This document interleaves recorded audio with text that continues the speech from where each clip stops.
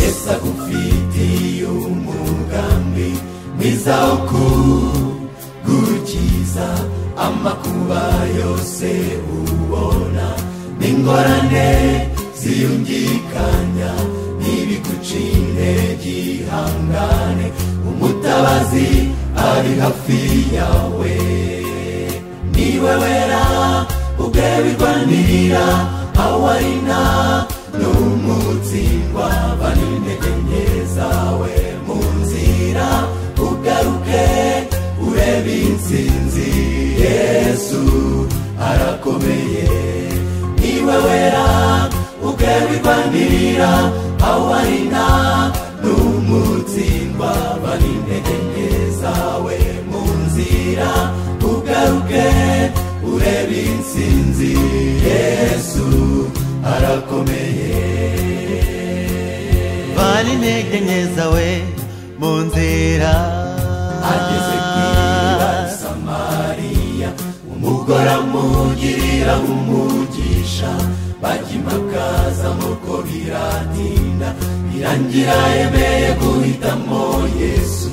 Mesiya wahoraga vuba bivuganira imbonankubone niwe wera ubwe birwanirira awarina n'umutsindwa bari intege nke zawe mu nzira ugaruke urebe intsinzi Yesu arakomeye niwe wera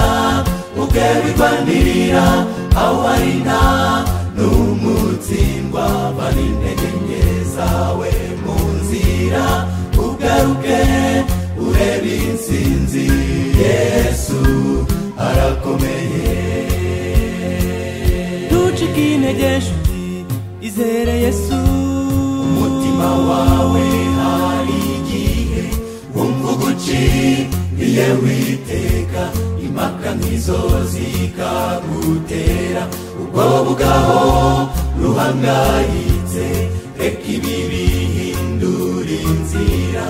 uyoborwe na Mwuka Wera niwe wera ubwe birwanirira awarina n'umutsindwa bari intege nke zawe mu nzira ugaruke urebe intsinzi Yesu arakomeye niwe wera ubwe birwanirira awarina n'umutsindwa bari intege nke zawe mu nzira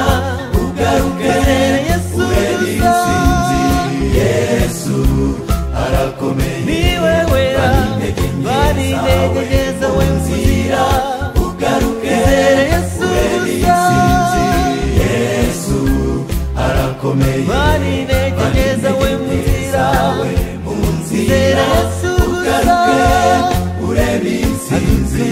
Yesu